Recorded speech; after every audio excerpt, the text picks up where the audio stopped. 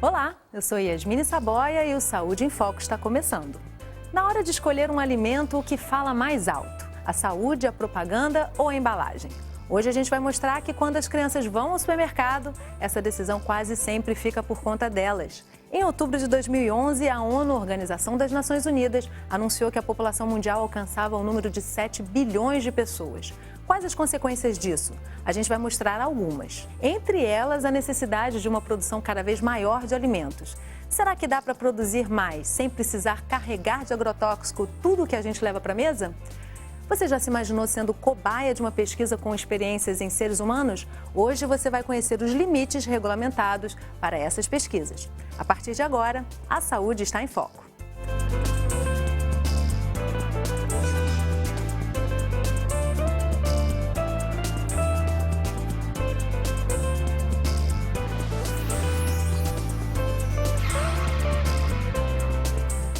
Crianças e supermercado, uma combinação que pode resultar em um carrinho cheio de guloseimas. Elas não resistem à propaganda e os adultos aos apelos dos pequenos. Elas são figurinhas fáceis dentro dos mercados, fazem companhia para os pais, ajudam a empurrar o carrinho, a guardar as compras e também decidem o que comprar. A gente vem com uma meta de comprar algumas coisas. As crianças faz com que deixamos de levar o que é necessário para poder levar o que elas querem. Elas mandam? Mandam. E as opções são as mais variadas. Tem produtos para todos os gostos. Sabores variados com adição de até 12 vitaminas. E ainda tem aqueles com personagens de desenhos animados e com brindes que ajudam na hora da escolha. Ela tem mais preferência com os desenhos. Você acha que ela vê na televisão e quer comprar igual? Isso. Quando ela vê na televisão igual, ela fala, também eu quero para mim. Ela vê na televisão biscoito, ela já vê, mamãe, compra biscoito para mim, já mostra com o dedinho, já sabe tudo. Quando você vai escolher um iogurte, aí tem um lá que só tem uma foto do morango, tem outro que tem uma foto de um personagem da televisão, um super-herói. Qual que você escolhe? Super-herói. Por que você escolhe? Porque eu vejo desenho. Ele vê muita televisão, ele deve ver e quando chega aqui ele escolhe. No Brasil, o tempo médio que as crianças ficam assistindo à TV é um dos maiores do mundo. Chegou a 5 horas e 4 minutos em 2010. De acordo com o projeto Criança e Consumo, órgão que realizou o levantamento, em apenas um dia as crianças podem ficar expostas a mais de 1.000 inserções comerciais. E bastam apenas 30 segundos para um comercial de televisão influenciar uma criança. Por isso que quando você leva uma criança no supermercado ou quando você quer saber qual é o produto novo voltado para a criança, ela é a primeira a indicar o produto. Desde 2006, a Anvisa discute a regulamentação da publicidade de alimentos considerados não saudáveis. Para o professor do curso de Comunicação Social da Universidade Federal Fluminense, Adilson Vaz, a publicidade não pode ser responsabilizada pela qualidade do produto que está sendo vendido. A publicidade vende uma qualidade de produto quando essa qualidade pode não existir. A definição de poder existir ou não poder existir não é da publicidade, é de órgãos competentes da área de saúde, é de órgãos competentes no âmbito da medicina, no âmbito da odontologia. A publicidade não define e não tem competência para definir se o produto é de qualidade ou se não é de qualidade. Em 1999, o planeta alcançou a marca de 6 bilhões de habitantes.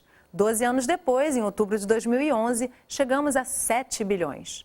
A população cresce sem parar e o principal desafio não é exatamente a falta de espaço, mas saber que 2,5 bilhões de pessoas ainda não têm acesso nem mesmo a saneamento básico.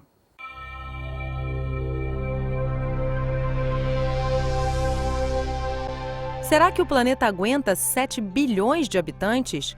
A cada ano, 78 milhões de pessoas nascem no mundo, a maioria, 97 em cada 100, em países menos desenvolvidos. O típico habitante do planeta não tem conta corrente, mas possui pelo menos um aparelho de telefone celular e ganha, em média, US$ 12.000 por ano. O relatório da Organização das Nações Unidas aponta que, nos últimos 20 anos, o número de idosos mais do que duplicou. Hoje são 893 milhões, mas esse número deve saltar para quase 2,5 bilhões em 40 anos. O mundo chega aos 7 bilhões de habitantes não porque estejamos nos multiplicando excessivamente, mas porque estamos vivendo mais. Se nos anos 60 eram 12 pessoas em idade produtiva para cada uma com mais de 65 anos, hoje são 7, e a tendência é cair para 3 na metade do século. E a expectativa de vida aumentou no mundo todo. Hoje o brasileiro vive em média 72 anos e com mais qualidade do que há 50 anos. Os avanços são resultado das inúmeras descobertas da medicina e de um acesso facilitado à prevenção e tratamento de doenças que antes eram uma sentença de morte. Quando o Sistema Único de Saúde foi criado no Brasil, na década de 80, a população brasileira alcançava a marca de 119 milhões de habitantes.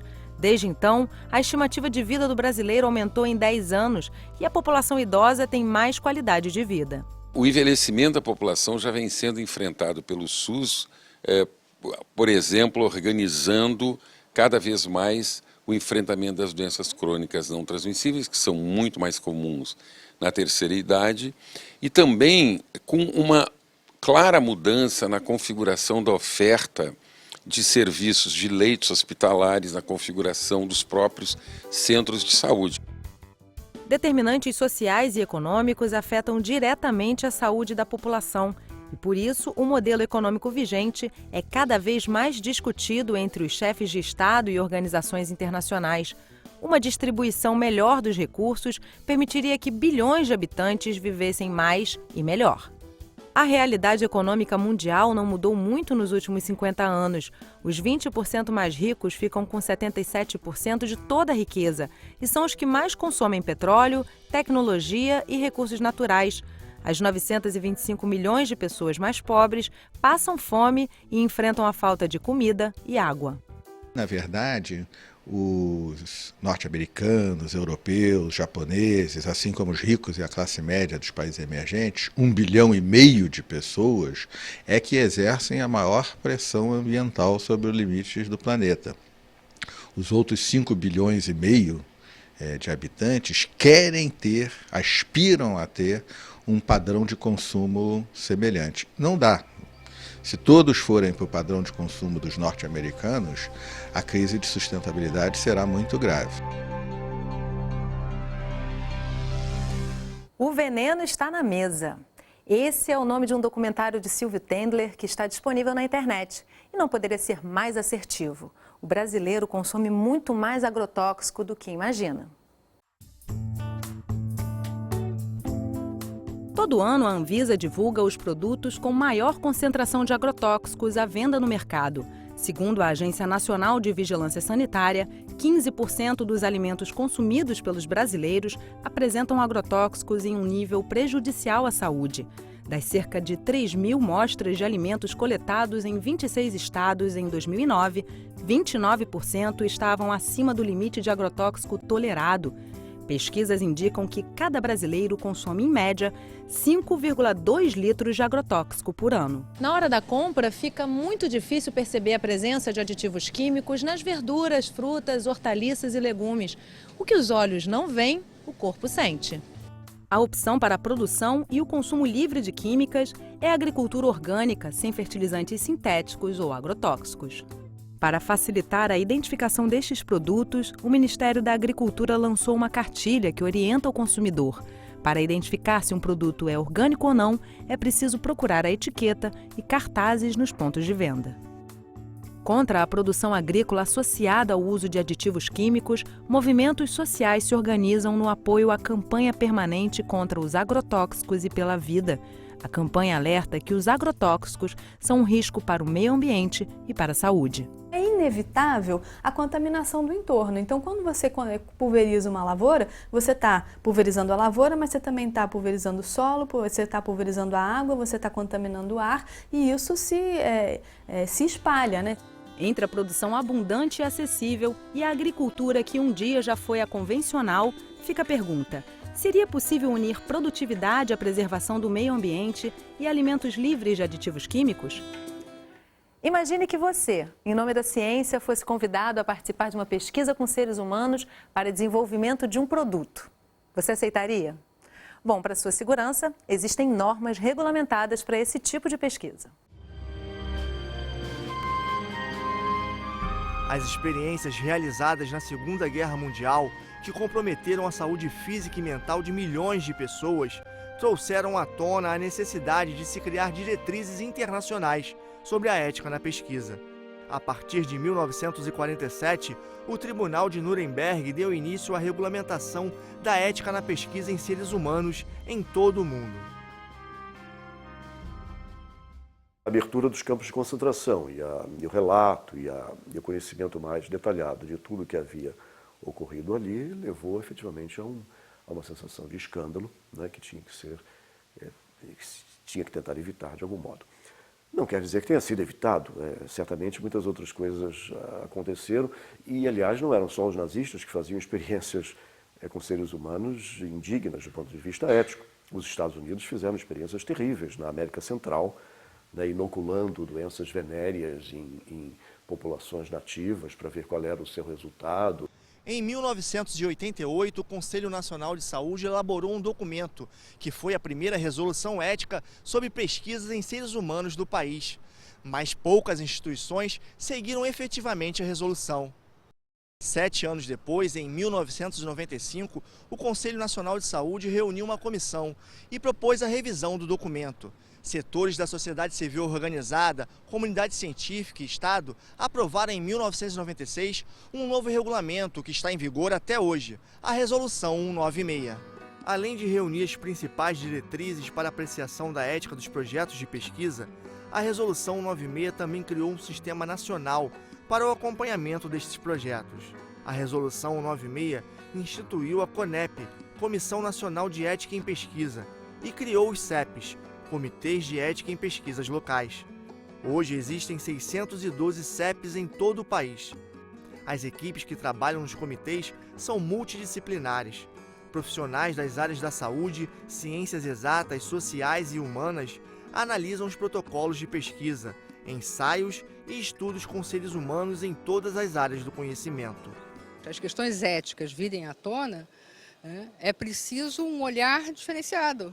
É preciso um olhar que seja o olhar dos sujeitos de pesquisa, por exemplo, um olhar de uma outra profissão. Então, nessa pluralidade é que a gente consegue, efetivamente, ter uma avaliação ética mais adequada. Não é à toa que o Brasil ele é muito considerado internacionalmente, né, do ponto de vista da questão da ética em pesquisa. O usuário também participa da formação dos CEPs. A função dele é avaliar o termo de consentimento. O documento traz esclarecimentos sobre riscos e benefícios que são oferecidos ao sujeito que vai participar da pesquisa.